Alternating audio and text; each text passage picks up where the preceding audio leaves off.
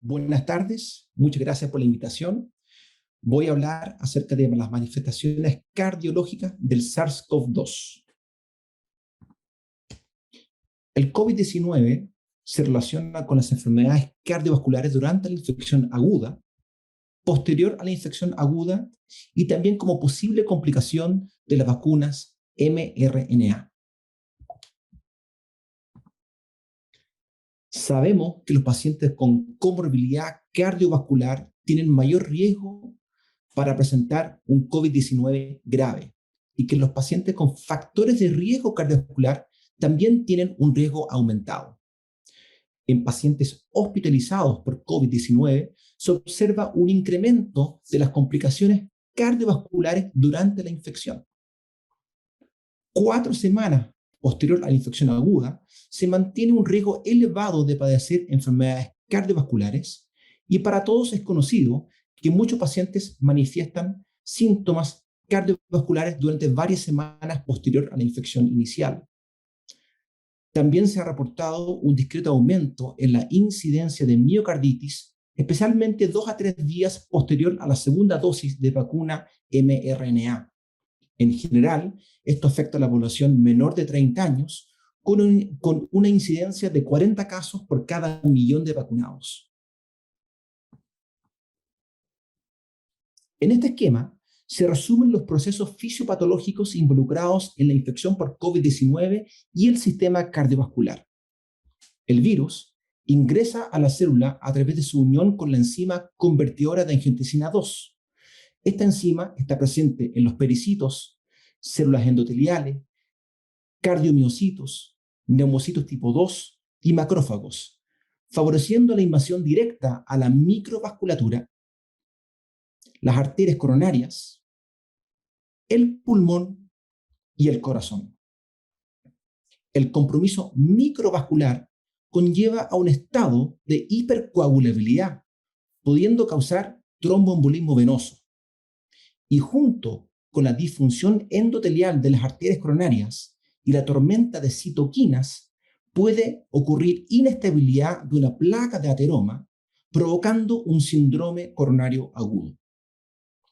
Por otra parte, la invasión directa de los cardiomiocitos más la tormenta de citoquinas pueden ocasionar una miocarditis, descompensar una insuficiencia cardíaca preexistente y favorecer la aparición de arritmias.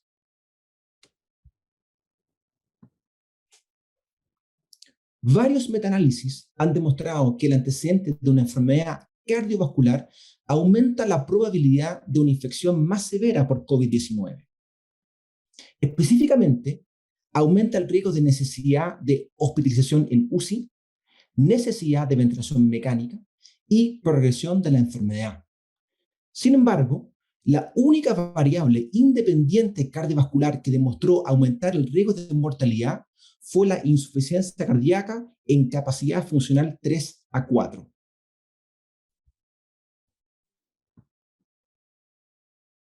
Los factores de riesgo cardiovascular que tienen un riesgo aumentado para COVID-19 son la diabetes mellitus, tanto tipo 1 como tipo 2, que presentan mayor mortalidad por la enfermedad, la obesidad, que se correlaciona con un riesgo de infección sintomática aumentada, necesidad de hospitalización, mayor probabilidad de requerir UCI y mayor mortalidad. La enfermedad renal crónica también se correlaciona con mayor mortalidad por COVID-19. Estudios epidemiológicos iniciales hacían pensar que la hipertensión arterial era otro factor de riesgo para COVID-19 grave. Sin embargo, metaanálisis más tardíos no demostraron tal asociación. Se piensa que la hipertensión arterial probablemente no sea una variable independiente, sino que la mayor mortalidad se puede atribuir a su asociación en pacientes de mayor edad, obesidad y enfermedad renal crónica.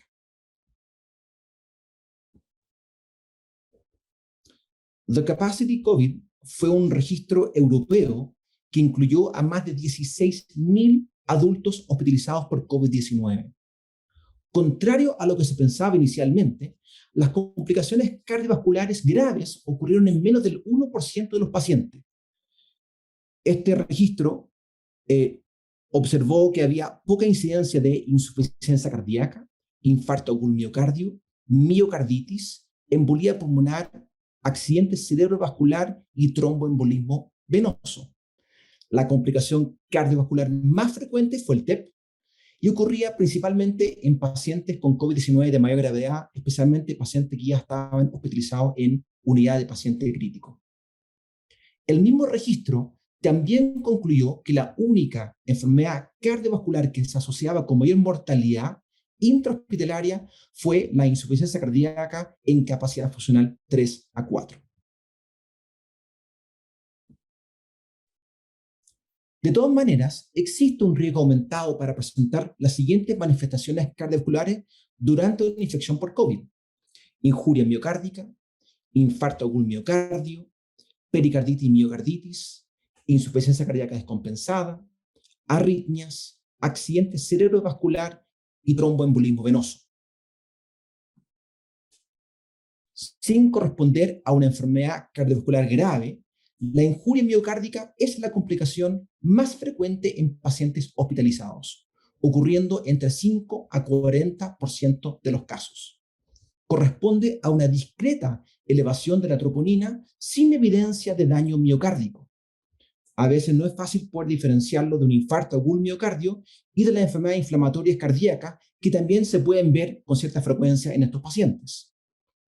La injuria miocárdica puede ser aguda o secundaria a una enfermedad cardíaca preexistente y puede ser secundario a sepsis, una tormenta de citoquinas, la injuria directa por el virus, insuficiencia cardíaca descompensada, una embolía pulmonar o una insuficiencia renal aguda, entre otras causas. Para realizar el diagnóstico de injuria miocárdica es importante descartar la presencia de una miocarditis y de un infarto.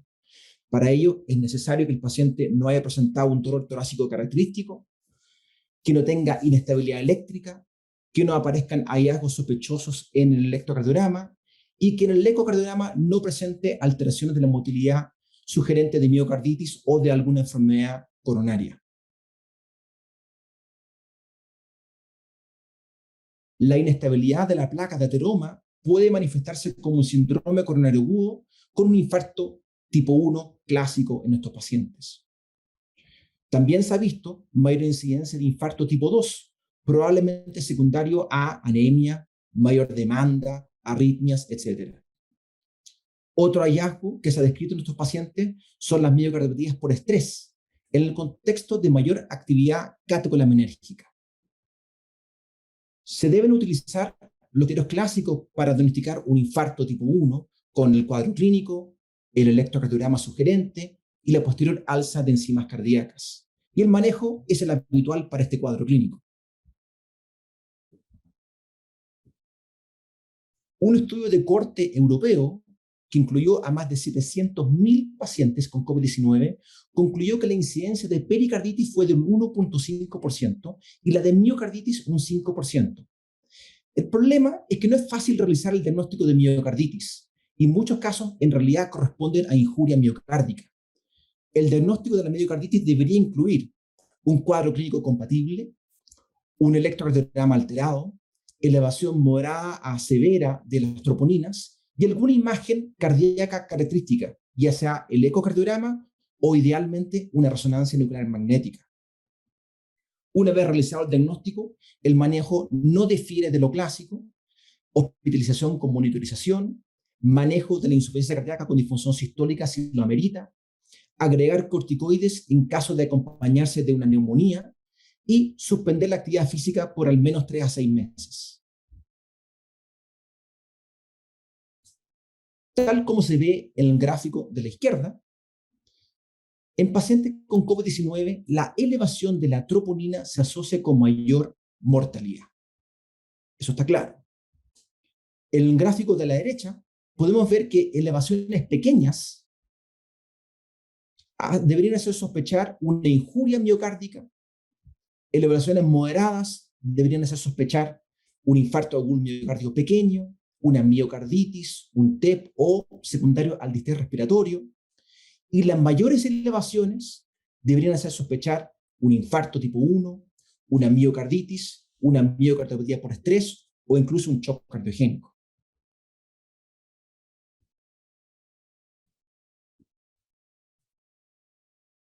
Un estudio de cohorte realizado en Estados Unidos siguió a más de 150.000 pacientes recuperados de COVID-19 durante al menos 12 meses y los comparó con un grupo control.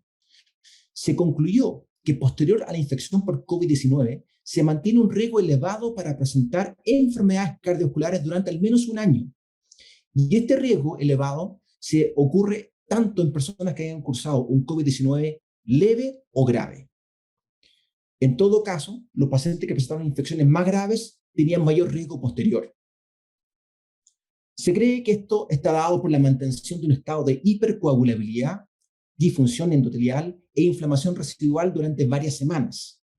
Por lo tanto, es al menos cuestionable si deberíamos considerar el COVID-19 como un nuevo factor de riesgo cardiovascular. Tal como se ve en este gráfico, el riesgo está aumentado para todas las enfermedades cardiovasculares. Hay mayor riesgo de accidente cerebrovascular, arritmias, enfermedades inflamatorias del corazón y el pericardio, cardiopatía isquémica, insuficiencia cardíaca y tromboembolismo venoso. Por último, 10 a 30% de los pacientes recuperados de la infección presentan síntomas cardiovasculares persistentes en el tiempo. Esto es independiente de la gravedad inicial. Los síntomas pueden permanecer durante 4 a 12 semanas e incluyen la taquicardia postural ortostática, fatiga crónica, intolerancia al ejercicio, taquicardia sinusal inapropiada, dolor torácico y disnea. Se cree que estos síntomas son secundarios a una disautonomía transitoria provocada por la disfunción endotelial y el desacondicionamiento muscular. Cuando un paciente presenta estos síntomas, es importante descartar una enfermedad subyacente con algunos exámenes de laboratorio: electrocardiograma, ecocardiograma, radiografía de tórax, un TAC de tórax en algunos casos, y también a veces complementar con un holter de arritmia y exámenes de función pulmonar. El manejo debería considerar mantener una buena hidratación, utilizar medias elásticas compresivas, ejercicio no en supino, como puede ser la bicicleta, el remo y la natación, y en caso de dolor muscular o dolor torácico, uso de AINES. Para finalizar, los mensajes clave de esta presentación son las siguientes.